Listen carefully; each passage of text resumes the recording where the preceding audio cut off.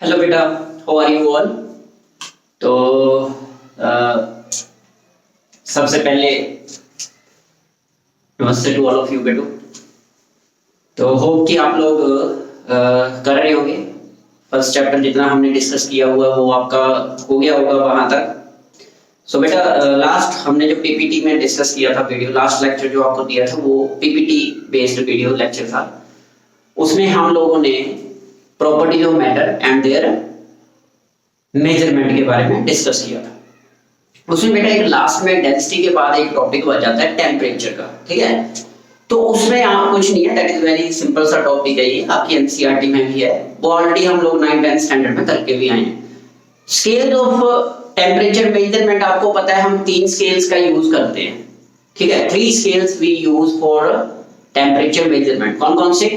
One is degree Celsius scale of temperature measurement, second is Kelvin scale of temperature measurement, and third is degree Fahrenheit scale of temperature measurement। तो बेटा हम लोगों ने already in तीनों के बीच में जो रिलेशनशिप है, relationship between degree Celsius and degree Fahrenheit, relationship between degree Celsius and kelvin scale, ये ऑलरेडी हमने 9th और 10th स्टैंडर्ड में बेटा किया हुआ है। तो अगर मान लो यहाँ से कोई क्वेश्चन आपको इलैबोरेशन के लिए आता है, आपको क्वेश्चन कोई आता है, तो वो सिर्फ एक क्वेश्चन आता है, दैट इज कौन सा? Conversion of the temperature either from degree to degree Celsius to degree Fahrenheit, और degree Fahrenheit to degree Celsius to kelvin, और केल्विन टू डिग्री सेल्सियस और डिग्री फारेनहाइट। तो आपने वही दो जो फॉर्मुलेशन हम लोगों ने ऑलरेडी किए हुए हैं 9th 10th स्टैंडर्ड में, वही अप्लाई करके आपने सीधे उनको कन्वर्जन फैक्टर की फॉर्म में हम लोग यूज करेंगे, ठीक है बेटू। वो एक छोटा सा टॉपिक है, वो एनसीईआरटी में आप दिया हुआ है, वो बड़ा इजी सा लास्ट प्रीवियस ईयर्स में आप लोगों ने किया हुआ 9th 10th स्टैंडर्ड में। फिर भी अगर किसी को कोई प्रॉब्लम आएगी तो यू कैन आस्क, वो हम डिस्कस कर लेंगे। फिर टुडे हम लोग उसी से रिलेटेड डिस्कस करेंगे, मेजरमेंट से आगे है ये। अब देखो, जो भी चीज हम साइंटिफिकली कैलकुलेट करते हैं, क्योंकि हमारी जितनी भी रिकॉर्ड होता है, जो भी डाटा होता है, जो भी हम यूज करते हैं, वो सारे का सारा एक्सपेरिमेंटल डाटा होता है। हमने एक्सपेरिमेंटल ऑब्जर्वेशंस के साथ ही डील करना होता है। सो बेटा यहाँ पे एक प्रॉब्लम आती है, that is certainty of the result. Certainty in the sense की एक्यूरेसी आप बोल सकते हो, ठीक है। मतलब जो हमारे पास रिजल्ट आता है, मान लीजिए आपने कोई रिजल्ट आइडेंटिफाई किया है, तो वो रिजल्ट जरूरी नहीं है कि वो एक्यूरेट हो, ट्रू हो, ठीक है। वहां पे एक हमेशा आप क्या बोलोगे, एक अनसर्टेनिटी रहती है, ठीक है। Uncertainty means doubt. जो हमारे एक्सपेरिमेंटल ऑब्जर्वेशंस आती हैं वो डाउटफुल होती हैं हमेशा। ये नहीं है कि जो आपने एक रिजल्ट ऑब्जर्व किया है, जो आपने एक रिजल्ट दिया है वो 100% ट्रू ही होगा। हो सकता है सेकंड जो पर्सन है वो उसको रॉन्ग प्रूव कर दे, कॉन्ट्रडिक्शन अराइज हो जाए, ठीक है। तो there always remains an uncertainty in the measurement, ठीक है। और यही हमारा आज का टॉपिक है, that is uncertainty in measurement। Scientist ने time to time experimental observations को इफेक्टिवली रिप्रेजेंट करने के लिए हमें डिफरेंट आइडियाज दिए हुए हैं, ठीक है। हम डिफरेंट वे से अपने एक्सपेरिमेंटल रिजल्ट को रिप्रेजेंट कर सकते हैं, और इन्हीं जो आइडियाज हैं, यही जो डिफरेंट वेज हैं to express a particular experimental result, experimental observation effectively as well as with certainty. With certainty means having maximum accuracy.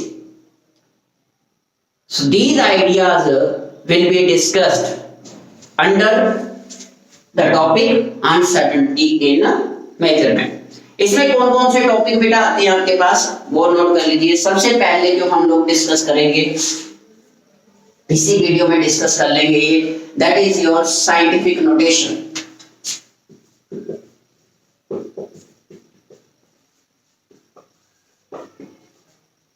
Scientific notation ये वेरी फर्स्ट सब टॉपिक है इसका। साइंटिफिक नोटेशन और कुछ नहीं, एक इफेक्टिव वे था, ये इफेक्टिव वे टू रिप्रेजेंट और to you can say give out the experimental observation with certainty, ठीक है। सेकेंड आपके पास आ जाता है significant figures,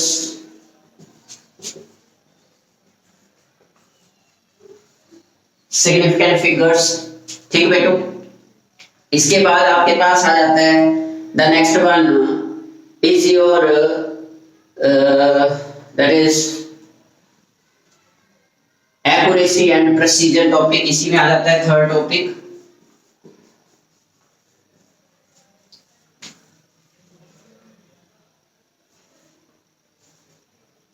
CESIO accuracy and precision, ये टॉपिक्स बेटा हम लोग डिस्कस करेंगे। इसके अलावा डायमेंशनल एनालिसिस, इसी जो फिजिक्स में आप लोग डायमेंशनल एनालिसिस करते हो ना, जो यहाँ पे डायमेंशनल एनालिसिस है ये थोड़ी उससे इजी है, इतनी ज्यादा डिफिकल्ट नहीं है, ठीक है। इसमें तो वही है, कन्वर्जन फैक्टर से लेकर चलना है हमने। तो ये हमारे पास 2 to 3 जो हैं फैक्टर्स, ये हम लोग डिस्कस करेंगे इस टॉपिक के अंदर। First is scientific notation, clear. उसके बाद आपके पास आ जाता है significant figures, second one, and after that accuracy and precision, PRECION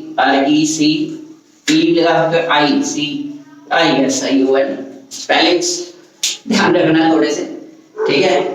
इसके अलावा आपके पास आ जाता है लास्ट में ये डायमेंशनल एनालिसिस वगैरह, छोटा सा टॉपिक है, फोर्थ आप लिख सकते हो,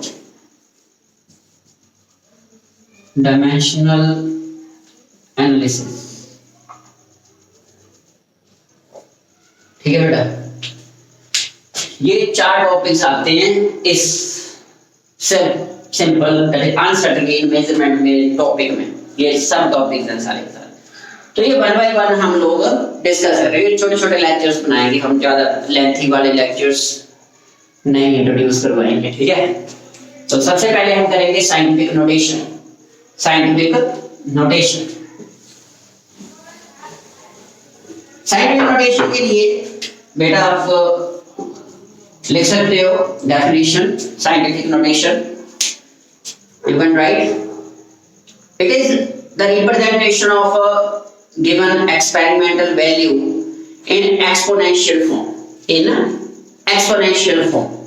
any नंबर, जब किसी भी नंबर को हम एक्सपोनेंशियल फॉर्म में रिप्रेजेंट करते हैं तो वो साइंटिफिक नोटेशन कहलाती है। जैसे for example the representation of any number in the form of n into 10 raised to n। कोई भी पर्टिकुलर ऑब्जर्वेशन, कोई भी पर्टिकुलर नंबर जब हम इस फॉर्म में रिप्रेजेंट करते हैं तो उसको बोला जाता है क्या, साइंटिफिक नोटेशन। दैट इज, इसमें आपके पास मान लीजिए आपके पास कोई भी नंबर है, एनीवन, मान लीजिए 1000 ही है, तो 1000 को कैसे लिख सकते हो, 10 raised to 3, 1 into 10 raised to 3। यहाँ पे याद रखना है जो ये वैल्यू है n, this n value varies from 1.0 to 1.99 up to so on, ठीक है बेटा। 1.0 to 9.99 तक लोगे, 1.0 to 9.99 तक, मतलब हमने सिंगल डेसिमल प्लेस तक कंसीडर करके चलना है हमने, 1.0 to 9.99 तक।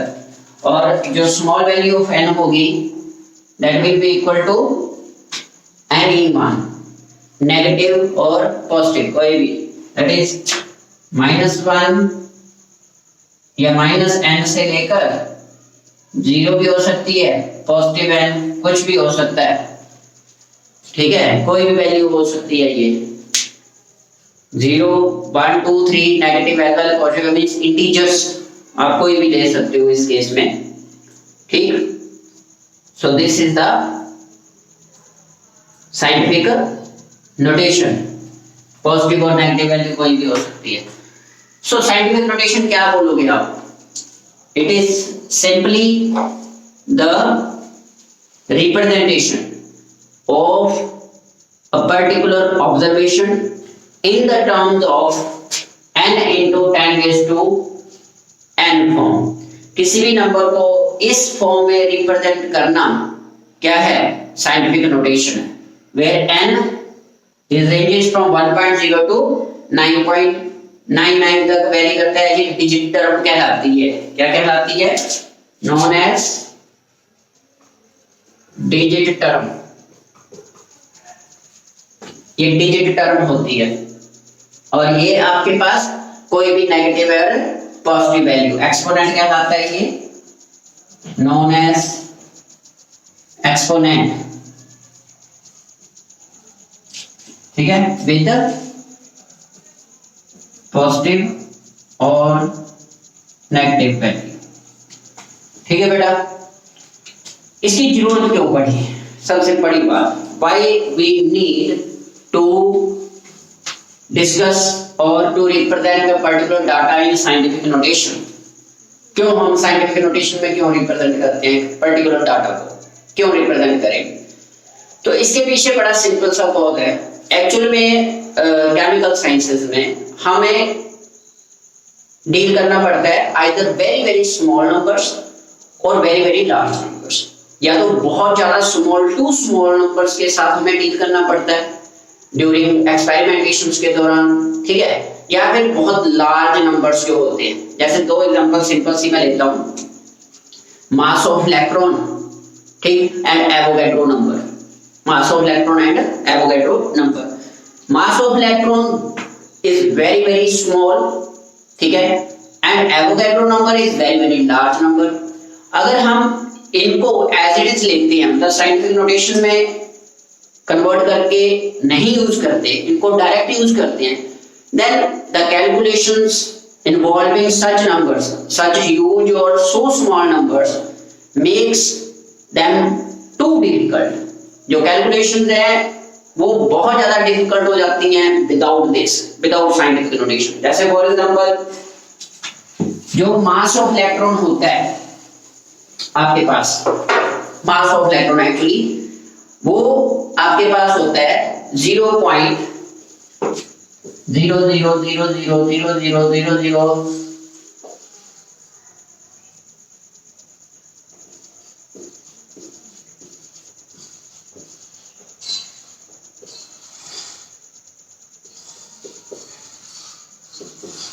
ये होता है, समझ रहे हो? मीन्स टू से ग्राम, ग्राम लिखो, नॉट किलोग्राम, ग्राम, ठीक है। ये मास ऑफ इलेक्ट्रॉन है, क्या है? Mass of electron. और आप ये भी कह सकते हो that is the mass of hydrogen molecule, जिसको आप H2 मॉलिक्यूल का ये मास है आपके पास 0.000000000 up to 30 times zeros and last 911 gram. अब इतने स्मॉल नंबर को लेकर कैलकुलेशंस करना, it becomes very very difficult. Calculation बहुत ज्यादा कॉम्प्लिकेटेड हो जाएगी उस केस में, ठीक है। तो फिर क्या करते हैं, इस नंबर को हम साइंटिफिक नोटेशन में यूज करते हैं, साइंटिफिक नोटेशन में कन्वर्ट करते हैं इस नंबर को, ठीक है। अब साइंटिफिक नोटेशन में कन्वर्ट करने के लिए हम क्या करते हैं, इस डेसिमल को टुवर्ड्स राइट साइड वाली तरफ लेकर जाते हैं up to first non zero digit तक, up to first non zero digit तक, और काउंटिंग करते हैं कितने डिजिट्स बनते हैं वहां पे। तो क्या बन जाता है 1 2 3 4 5 6 7 8 9 10 11 12 13 14 15 16 17 18 19 20 21 22 3 4 25 26 27 28 29 30 एंड 31। मतलब फर्स्ट नॉन जीरो डिजिट तक पहुंचते पहुंचते 31 प्लेस हमें डेसिमल को शिफ्ट करेंगे। तो आपके पास जो इसका साइंटिफिक नोटेशन आएगी इस नंबर की, वो आएगी 9.11 into 10⁻²। अब ध्यान से देखना है, जो n वैल्यू, जो एक्सपोनेंट वैल्यू है, अगर डेसिमल लेफ्ट से राइट की तरफ जा रहा है, if the decimal moves from left to right, then n value becomes negative। तो उस केस में n क्या होगी, नेगेटिव होगी। और कितना negative? Negative the number of places its jumps, negative the number of places decimal jumps from left to right. Left से right की तरफ जाते जाते या जाते हुए, on going from left to right, how many places, how many digits are jumped by the decimal. तो कितने डिजिट जंप किए हैं? 31 डिजिट जंप किए हैं। तो क्या लिखेंगे? 9.11 into 10 raised to minus 31 ग्राम। समझ रहे हो बेटा? हाइड्रोजन मॉलिक्यूल का मास है। जब हम इलेक्ट्रॉन की बात करते हैं तो उस केस में किलोग्राम की टर्म्स में हम कंसीडर करके चलते हैं। ठीक है, अभी तो H2 मॉलिक्यूल का मास है, मास ऑफ हाइड्रोजन मॉलिक्यूल की बात कर रहे हैं। तो डेसिमल ने लेफ्ट से राइट जाते समय कितने प्लेस जंप किए? 31 प्लेसेस को जंप किया उसने। इसलिए जो n है, जो एक्सपोनेंट है, वो क्या आ गया? -31 -31। ठीक है बेटो? And by using this particular number the calculations becomes very easy, but by this number the calculations becomes very difficult. So इसी कारण से scientific notation को develop किया गया था to make the calculations more accurate, more sudden। ठीक है? Doubt जो होता है एक पर्टिकुलर एक्सपेरिमेंट ऑब्जर्वेशन, उसको रिमूव आउट करने के लिए, उसको मिनिमाइज करने के लिए फर्स्ट फैक्टर जो इंट्रोड्यूस करवाया गया था, फर्स्ट आइडिया जो दिया गया था, वो था साइंटिफिक नोटेशन। ठीक है? तो इस तरह से उसको रिप्रेजेंट कर दिया गया। सिमिलरली एक और नंबर है हमारे पास, it is again Avogadro number लेकर चल पड़ो आप। ठीक है? 6.022 into 10 raised to 20 कितने होते हैं? 3। ठीक है? 6.022 into 10 raised to 23 वो वाला नंबर ले लो, या फिर आप कोई भी नंबर ले सकते हो, एनीवन जो ह्यूज हो। जैसे फॉर एग्जांपल ये नंबर है आपके पास 802 300 after that zeros, how many zeros? 300 के बाद 1 2 3 4 5 6 7 8 24 जीरोस लगाएंगे।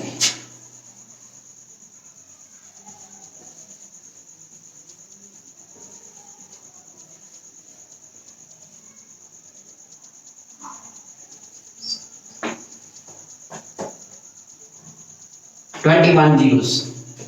ठीक है?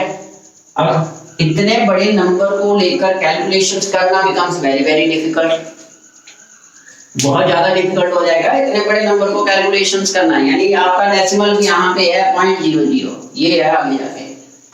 ठीक है? ये एक्चुअल में क्या होता है? 2 gram hydrogen, number of atoms present in 2 gram hydrogen, ये समझे? तो अब इसको क्या करना है? कैलकुलेशन को इजी बनाने के लिए साइंटिफिक नोटेशन में कन्वर्ट कर देना है इसको। लेकिन अब आपका डेसिमल राइट साइड पे प्रेजेंट है, उसने राइट साइड से जंप करना है किस तरफ? लेफ्ट साइड के ऊपर। तो याद रखना है जब राइट से लेफ्ट की तरफ आएगा तो ये जो एक्सपोनेंट वैल्यू है ये पॉजिटिव आएगी। क्या आएगी बेटा? Positive. When the decimal has to be moved from right side to left side, then the exponent will become positive the number of places the decimal moved. Positive the number of places the decimal moved from right to left. तो कर लिख देंगे क्या? कितने number of places single decimal तक move करवाना है? 1.0 से लेकर 9.99 तक नंबर रखना है हम लोगों ने। मतलब आपका डेसिमल यहाँ पे लगाना है 8 पॉइंट। तो कितने मूव किए? 3 6 9 12 15 18 21 24 प्लस 2 26। तो क्या बन गया? It will be equal to 8.02 into 10 raised to 26। 1 2 3 4 5 6 7 8 9 10 11 12 13 14 15 16 17 18 19 20 21 22 23 24 25 26। तो 26 नंबर ऑफ डिजिट्स मूव किए डेसिमल में from right to left. So that's why the exponent becomes 26. 10 raised to 26 26 places. ठीक है बोलेगा 10 raised to 20 मींस 26 10 प्लेसेस उन्होंने जंप किया decimal ने from right side to left side. तो ये चीज याद रखनी है बेटू, सबसे ज्यादा जरूरी ये n फैक्टर होता है, n into 10 raised to n। ये n की वैल्यू बहुत ज्यादा मैटर करती है, ठीक है, क्योंकि ये वाला n जो है डिजिट टर्म जो होती है इसको आइडेंटिफाई करना तो इजी रहता है, लेकिन ये जो एक्सपोनेंट है, एक्सपोनेंट बोलते हैं 10 raised to n, जो ये n एक्सपोनेंट टर्म जो है इसको बहुत ज्यादा जरूरी होता है केयरफुली आइडेंटिफाई करना, क्योंकि नेगेटिव को अगर पॉजिटिव बना दिया और पॉजिटिव को नेगेटिव बना दिया वहीं पे आपकी सारी कैलकुलेशन जो होंगी वो खत्म हो जाएंगी उस केस में। ठीक है, तो याद रखना है, फिर से मैं बोल देता हूं कि जो n की टर्म है ध्यान से सुनना है, the value of n that is exponent will be negative if the decimal has to move from left to right, and will be negative if the decimal has to move from left to right, or how much negative? The number of digits the decimal moved, decimal कितने number of digit move करके गया है, 1 2 3 4 up to 100, तो जितने मान लीजिए जैसे पिछले केस में हमने किया 31 डिजिट्स मूव किए थे तो इसलिए वहां पे आ गया -31, और इस केस में अगर if the decimal has to move from right to left, from right side to left side, then the value of n becomes positive, that is positive the number of digits the decimal move, positive the number of digits decimal moves. So in this case, for example, in this case the decimal moves 26 times, that is 26 digit move किए decimal में, यही कारण है कि यहाँ पे आ गया 10 raised to 26 with the positive sign. So this is about the scientific notation. ये क्या है आपकी, ये आपकी scientific notation है बेटा, ठीक है। अब छोटे नंबर्स भी ले सकते हो आप, जैसे फॉर एग्जांपल ये तो बहुत बड़े और बहुत छोटे नंबर आ गए, very very small and very very large number की बात होगी। अब जैसे मान लीजिए कोई भी आ जाता है, ठीक है, मान लीजिए आपके पास आ गया एनी नंबर 846.345, ये नंबर आ गया, तो इसको भी कैलकुलेशंस में यूज करने से पहले क्या करना होता है, साइंटिफिक नोटेशन में कन्वर्ट करना होता है इसको भी। तो कर दीजिए, हमने इस डेसिमल को 2 प्लेस मूव करवाना है टुवर्ड्स लेफ्ट, तो क्या बन जाएगा 8.46, आगे 345 ऐसे लिख लीजिए, इनटू 10 रेज़ टू कितने डेसिमल मूव किए, ओनली 2, तो 10 रेज़ टू 2 लगा देंगे। ठीक है बेटो, समझ रहे हो। अब कितने डेसिमल प्लेसेस तक रिजल्ट लेकर जाना है, 2 है तो आगे वाली टर्म्स को नेग्लेक्ट कर देना है, जैसे 8.46 है, 8.46 लिखेंगे तो 345 को रिमूव आउट कर देंगे, जिसको आप बोलते हैं राउंडिंग अप। ठीक है, तो वो भी डिस्कस करेंगे, फिलहाल तो हम साइंटिफिक नोटेशन कर रहे हैं तो इसी के ऊपर फोकस करना है। इसी तरह से मान लीजिए हमने, हमारे पास नंबर है एक, हमारे पास है 0.000023,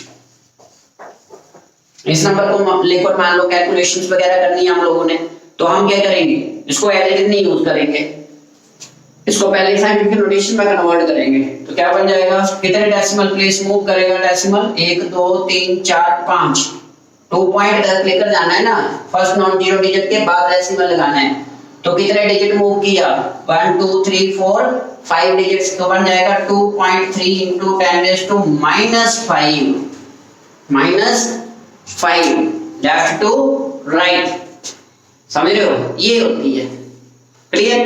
अब ये अगर नेगेटिव और पॉजिटिव तो क्या सिंपल, अगर लेफ्ट टू राइट डेसिमल जा रहा है तो नेगेटिव एक्सपोनेंट, अगर राइट से लेफ्ट की तरफ आ रहा है तो पॉजिटिव एक्सपोनेंट। दोबारा सुन लीजिए, if the decimal moves from left to right, then exponent becomes negative, but if the decimal has to move from right to left, then it will be positive। ठीक है, अब ऐसा नेगेटिव पॉजिटिव क्योंकि simple सी बात है, मान लीजिए आपके पास ये टर्म है 0.001, आप इसको फ्रैक्शन में ब्रेक करके लिखना चाहते हो तो कैसे लिखते हो, 1/123,000 ऐसे लिखते हो ना, 1/1000, तो 1/1000 क्या हो गया, 1000 को कैसे लिखते हैं 10⁻3। तब ये 10⁻3 जब ऊपर जाएंगे तो ये क्या बन जाएगा 10⁻³ इसलिए ये वाला कंसेप्ट लगता है इसके पीछे। मतलब डेसिमल को अगर पहले डेसिमल है उसको ब्रेक करने के लिए डिवाइड बाय दैट टर्म हो जाती है, ठीक है, तो उस केस में वो माइनस हो जाएगा उस केस में, ठीक, नीचे वाले फिगर ऊपर चली जाएगी in the form of negative. तो ये है बेटा आपके पास scientific notation, the first idea given by the scientist to make the observations more valuable, easy to utilize, ठीक है, as well as effective, clear, this is the first idea given by the scientist to make the observations, experimental measurements certain, ठीक है, that is uncertainty को remove out करने के लिए first idea था वो आप लोगों को कौन सा था, साइंटिफिक नोटेशन, ठीक है। अब इसके बाद इसके कुछ मैथमेटिकल ऑपरेशंस होते हैं, तो वो आप लोगों को शायद जूनियर क्लासेस में पता भी होगा, एक्सपोनेंट टर्म्स किस तरह से इवैल्यूएट होती हैं। यहाँ पे वही चीजें हैं बेटा, एक्सपोनेंट को इवैल्यूएट करना, जैसे फॉर एग्जांपल पहले वाली टर्म्स तो एज इट इज रहेंगी, जो आपका डिजिट टर्म है वो तो एज इट इज ही यूटिलाइज होते हैं, जैसे हम लोग मैथमेटिक्स में यूज करते हैं। एक्सपोनेंट टर्म है, जैसे मान लो आपके पास एक 10⁻³ है, -3 है इंटू 10⁻⁵ है, तो बेस सेम मल्टीप्लाई में है, पावर्स क्या हो जाएंगी, ऐड हो जाएंगी। तो कैसे लिखेंगे 10⁻³ प्लस -5, तो क्या बन जाएगा ये 10⁻³ प्लस -5 क्या बन गया आंसर 10⁻⁸। इस तरह की कैलकुलेशन है व्हिच इन्वॉल्व साइंटिफिक नोटेशन। पीछे जो नंबर है वो तो एज इट इज ही रहेगा, चाहे जैसे मर्जी आ जाए, ठीक है। इसी तरह से एडिशन सब्ट्रैक्शन के केस में भी ऐसे ही करते हैं हम लोग, एडिशन और सब्ट्रैक्शन के केस में, मतलब एक्सपोनेंट टर्म को हम लोगों ने क्या बनाना है, इक्वलाइज बनाना है, ठीक है। एक्सपोनेंट टर्म को इक्वलाइज करके उसको रिमूव आउट कर दो, बाकी को सॉल्व कर लो। मान लीजिए जैसे आपके पास नंबर है कोई, आपके पास है, जैसे मैं ये एक एग्जांपल लेता हूं 7.0 इंटू 10⁻³ इंटू मल्टीप्लाई करना है 8.0 इंटू 10⁻⁻7, ये है आपके पास। वो कह रहे हैं इसको इवैल्यूएट कीजिए, इस साइंटिफिक नोटेशन को सिंपलीफाई करना है, ठीक है। तो क्या करेंगे, इसको हम कैसे लिख सकते हैं, मल्टीप्लाइजेशन में है, कोई प्रॉब्लम नहीं है, नंबर आपस में मल्टीप्लाई हो जाएंगे 7.0 इंटू 8.0, ठीक, into exponent terms base same है, मल्टीप्लाई है 10⁻³ प्लस -7 पावर ऐड हो जाएंगी, तो ये 56.0 into 10⁻³ - 7 is equal to 56.0 into 10⁻⁻4। और अब क्योंकि ये 56 है, इसको हम ऐसे लिख सकते हैं, 1 डेसिमल आगे ले जाएंगे, 5.6 इंटू 10⁻1 ऐड हो जाएगा, यहाँ पे माइनस है तो ये बन जाएगा -3, ये आंसर आ जाएगा। इस तरह से सॉल्व करेंगे इनको, मल्टीप्लिकेशन में ये आ गया, क्लियर है बेटो, हो जाएगा। इसी तरह से मान लीजिए एक और वैल्यूएशन टर्म ले लेते हैं, एक और एग्जांपल ले लेते हैं, जैसे फॉर एग्जांपल ये आपके पास 5 इंटू 10⁻³ प्लस 8 इंटू 10⁻5, ये है आपके पास, ठीक है। अब आपने इसको प्लस करना है, तो प्लस करने के लिए बेटा सिंपल सा मेथड है, अब आप इसको एज इट इज नहीं कर सकते, ऐसे 5 + 8 नहीं कर सकते आप, ठीक है। ये पता कौन सी टर्म बन गई, आप ये आपकी एक तरह से वो वाली इक्वेशन बन गई, जैसे 2x + 5y, ये वाली टर्म होती है ना, जैसे वेरिएबल डिफरेंट, एक x है दूसरा y, तो आप इसको 5 + 2 7 नहीं ना कर सकते, इसको 2x + 5y को 7xy नहीं लिख सकते, हम नहीं ना लिख सकते। इसी तरह से हम 5 + 8 नहीं कर सकते। इसको करने के लिए क्या करना पड़ेगा, ये एक्सपोनेंट टर्म को इक्वलाइज करना पड़ेगा, तभी ऐड कर पाओगे, अदरवाइज ऐडिंग नहीं होगा, एडिशन नहीं एक्सप्रेस करेगी। तो कैसे करेंगे फिर, या तो इसको 10⁻³ में कन्वर्ट करना है, ठीक है, या इसको 10⁻5 में कन्वर्ट कर दो, बात तो एक ही है। या इसको 10⁻5 बना दीजिए या इसको 10⁻³ बना दो, क्योंकि हमने ये एक्सपोनेंट टर्म्स को इक्वलाइज करना है, तभी हम एडिशन कर पाएंगे। तो कैसे करेंगे, हम क्या लिख सकते हैं, हम इसको लिख सकते हैं 5 × 10⁻3, ठीक है, प्लस हम कर देंगे ये 10⁻2 अलग कर देंगे यहां से, इस तरह से 8 × 10⁻3 × 10⁻2, जैसे लिख सकते हैं ना 10⁻5 को 10⁻3 × 10⁻2, तो क्या बन जाएगा ये 5 × 10⁻3 प्लस 8, ये 10⁻3 कह रहे थे क्योंकि यहाँ पे बेस सेम हो जाएगा, 10⁻3 10⁻3, 10⁻2 कितने होते हैं 100, तो 8 × 100 क्या बन जाएंगे 800 × 10⁻3, ऐसे। अब आगे आपके पास 10⁻3 या 10⁻2 बेस सेम हो गए, इनको कॉमन निकाल लीजिए, ठीक है, ये दोनों कॉमन आ जाएंगे, तो क्या बन गया 5 प्लस 800 × 10⁻3, ऐसे करेंगे। तो ये क्या आ गया आंसर 805 × 10⁻3, ये आ गया। इसको और ज्यादा सॉल्व करना है तो डेसिमल 2 डिजिट इधर ले जाओगे, तो 8.05 × 10⁻2 आपके पास 5 बन जाएगा, ठीक है बेटा। ये साइंटिफिक नोटेशन इन्वॉल्व्ड कैलकुलेशन है, एडिशन सब्ट्रैक्शन भी इसी तरह से होगी, ठीक है। मल्टीप्लिकेशन तो सीधा ही होता है, मल्टीप्लिकेशन में हमें एक्सपोनेंट इक्वलाइज, मल्टीप्लिकेशन और डिवीजन दोनों में हमें एक्सपोनेंट को इक्वल करने की जरूरत नहीं पड़ती, क्योंकि दोनों केसेस में पावर्स, एक में अगर मल्टीप्लिकेशन है तो उसमें पावर ऐड हो जाएंगी, अगर डिवाइड है तो उस केस में, अगर डिवीजन है तो उस केस में पावर्स सब्ट्रैक्ट हो जाएंगी। सिर्फ एडिशन और सब्ट्रैक्शन दो केस ऐसे होते हैं जहां पे हमें एक्सपोनेंट को पहले इक्वलाइज करना होता है दोनों ऑब्जर्वेशंस में, उसके बाद आगे आप एडिशन या सब्ट्रैक्शन कर सकते हो।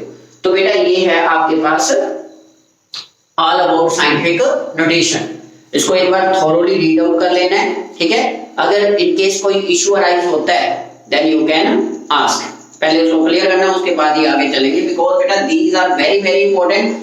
आगे जितने भी आपके न्यूमेरिकल्स आने हैं वहां पे हमें साइंटिफिक नोटेशन की जरूरत पड़नी ही पड़नी है, because without using scientific notation we can't do any type of calculation, ठीक है, समझ रहे हो, डिफिकल्ट हो जाता है बहुत ज्यादा अगर हम ये साइंटिफिक नोटेशन यूज ना करें तो दिस वाज द फर्स्ट सब topic of topic uncertainty in measurement, that is scientific notation. Second topic जो है दैट इज सिग्निफिकेंट फिगर्स, ये हम लोग नेक्स्ट वीडियो में डिस्कस करेंगे, ठीक बेटू, ओके, देन बाय, प्रैक्टिस कीजिए इसकी अच्छी तरह से, इसको स्टडी कीजिए, ठीक है, ओके बेटा, बाय बाय, टेक केयर।